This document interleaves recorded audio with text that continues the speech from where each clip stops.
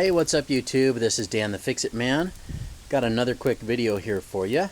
I'm going to show you how to change the starter in a 1995 Infiniti J30. It's also the same as a Nissan Maxima. In this case, the starter is slipping internally. It starts to engage for a moment and then will spin. Here's an example of what it's doing.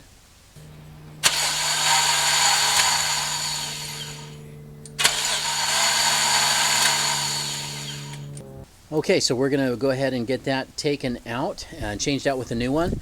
I'm going to set up the camera and get started. The first thing you need to do is disconnect the negative terminal on the battery, and that's, in this case, just a 10mm wrench. Next, we need to remove the clips from the air cleaner box here. There's 4 of them, one at each corner.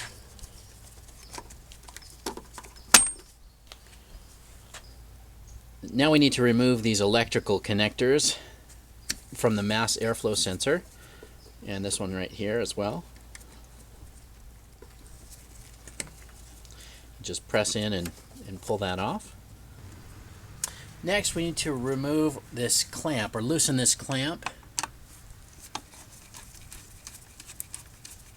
That's a flathead screwdriver.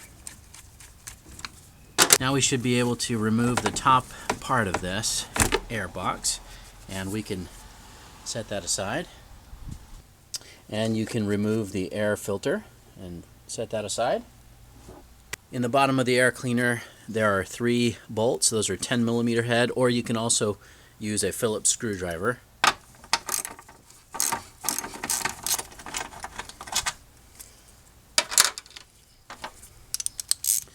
There's one down here in the bottom.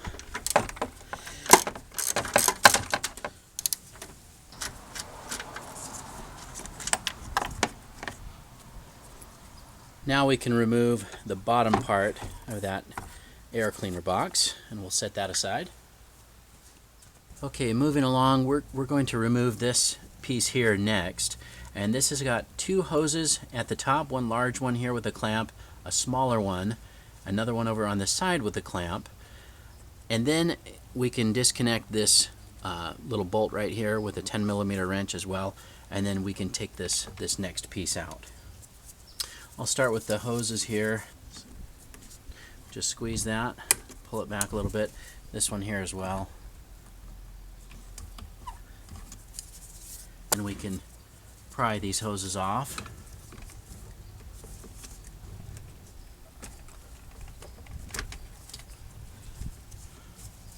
This little hose will also pry off. And onto this side here. There we go. And we can remove this bolt here.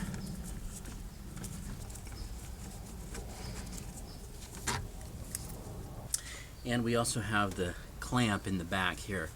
And we can remove that with a flathead screwdriver. And this part we'll just pull off of that throttle body. And we can lift that out and set it aside. And then we want to take out this little air intake piece. And these are just little plastic screws that go into little clips.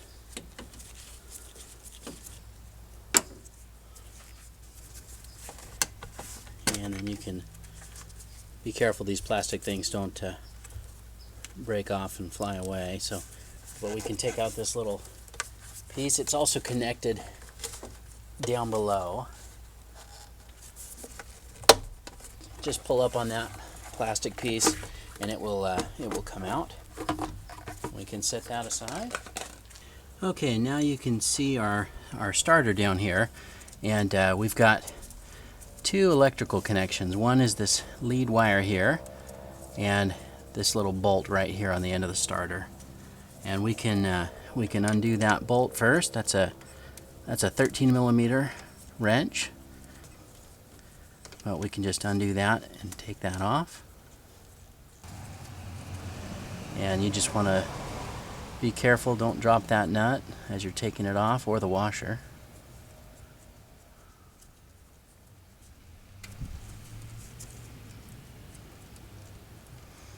We can set those aside.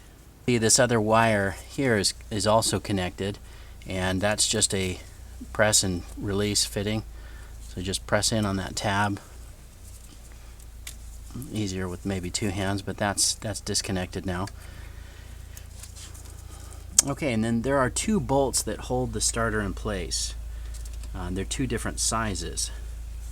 The first one up here, it's hard to get a good angle, but it's right underneath here, going in that direction, is a 14 millimeter, and the second one down below is a 17 millimeter. So we'll take out the top bolt first, which is right through here. If you use a long-handled socket wrench, you'll be able to loosen that or break it loose.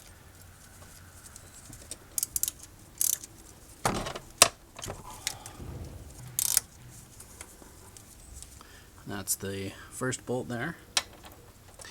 Now the next bolt down below, you'll need a 17 millimeter socket and a little extension. This is a deep socket to line up with that.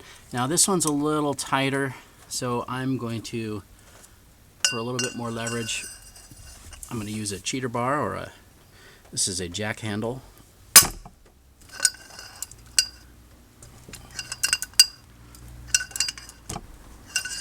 Just to break that loose.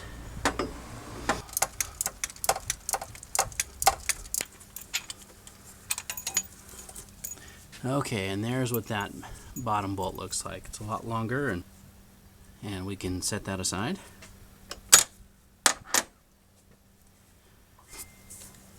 Now if we can pull these cables up out of the way a little bit, we should be able to pull that starter out. Kind of have to twist it down to the right.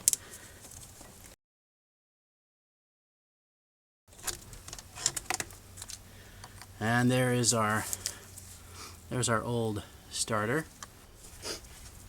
Okay, so we got our new starter here, and we can just feed that down here the same direction, or the same orientation that we pulled out the old one.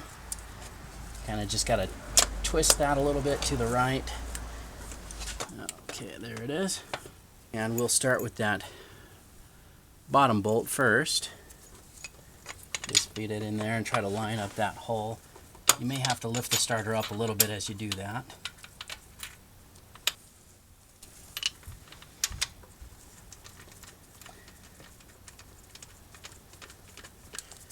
Okay, for the top bolt, that's the 14 millimeter socket. We can do the same thing, just kind of come through here, push that through that hole and try to line that up.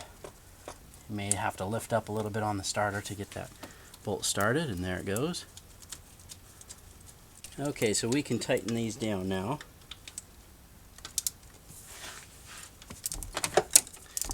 Go ahead and check your manual on the torque spec on that, but you do want to make sure they're good and tight.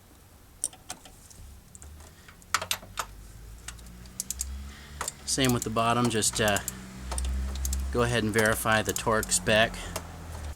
I'm going to use that extension to get a little bit more leverage, just like I used to take it off.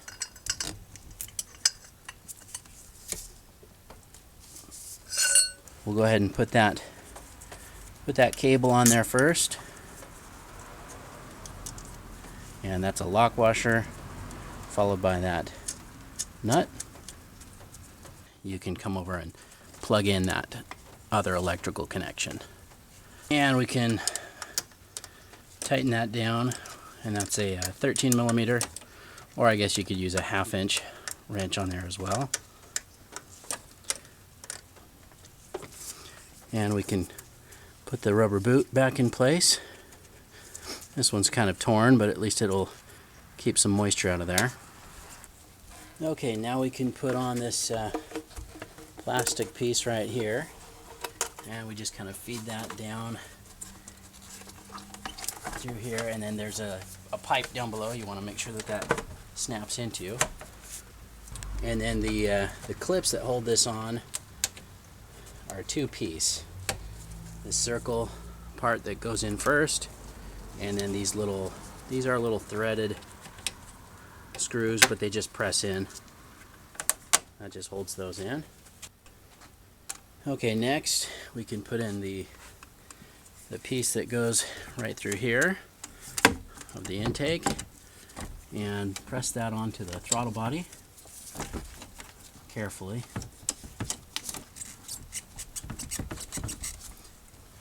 You just want to make sure that that's seated properly so you don't have any air leaks. We can start by tightening down this clamp in the back. Then we can replace the 2 hoses on the side here. The smaller one just presses on, and this larger one presses on, and then it's got this little clamp, pair of pliers, or needle nose in this case.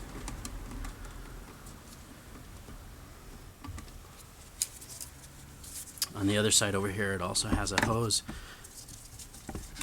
You can just pull that on and put the clamp back in place as well. And this front piece is held in place by one 10mm head bolt.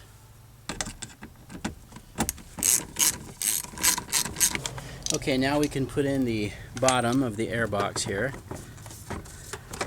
and that just has a little inlet here in the bottom. You just want to make sure to line that up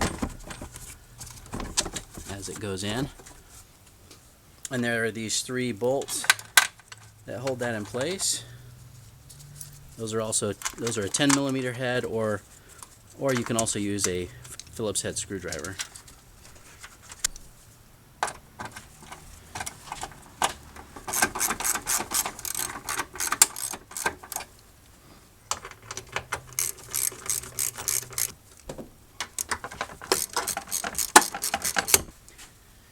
Okay, now we can put our air filter back in.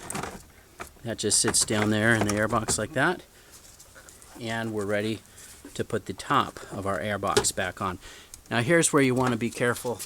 Make sure you line up this intake hose as you push that on. Now I'm going to tighten the hose clamp here. We can put these clips back on. There's 4 clips.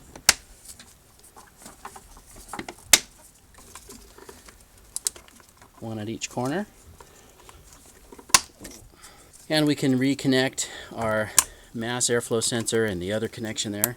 Just clip those into place. And finally, we're ready to reconnect the battery.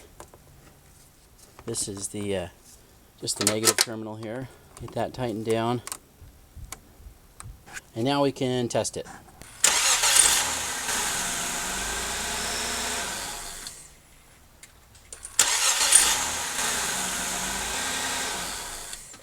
And that's it. Starts up just fine now. Thanks so much for watching, and good luck.